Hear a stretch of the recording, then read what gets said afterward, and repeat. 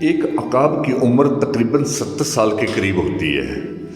اس عمر تک پہنچنے کے لیے اسے سخت مشکلات سے گزرنا ہوتا ہے۔ جب اس کی عمر 40 سال ہوتی ہے تو اس کے پنجے کند ہو جاتے ہیں، جس سے وہ شکار نہیں کر پاتا۔ اسی طرح اس کی مضبوط چونچ بھی عمر کے بڑھنے سے شدید ٹیڑھی ہو جاتی ہے۔ اس کے پر جس سے وہ پرواز کرتا ہے بہت بھاری ہو جاتے ہیں اور سینے کے ساتھ چپک جاتے ہیں، جس سے اڑان بھرنے میں اسے سخت دشواری کا سامنا کرنا پڑتا ہے۔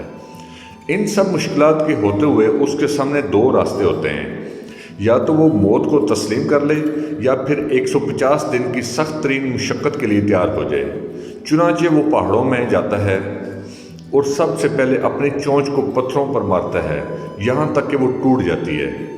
کچھ دن بعد جب نئی چونچ نکلتی ہے تو وہ اس سے اپنے سارے ناخن جڑ سے کاٹ پھینکتا ہے۔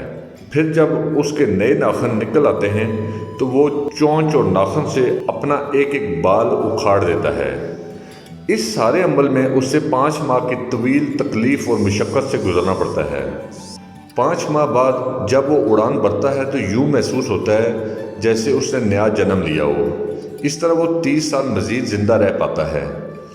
عقاب کی زندگی اور ان ساری باتوں سے ہمیں یہ سبق ملتا ہے کہ بعض دفعہ ہمارے لیے اپنی زندگی کو بدلنا بہت ضروری ہوتا ہے تاکہ ہم اس سے بہتر زندگی گزار سکیں، اگرچہ اس زندگی کو بدلنے کے لیے ہمیں سخت جدوجہد کی ضرورت کیوں نہ کرنی پڑے۔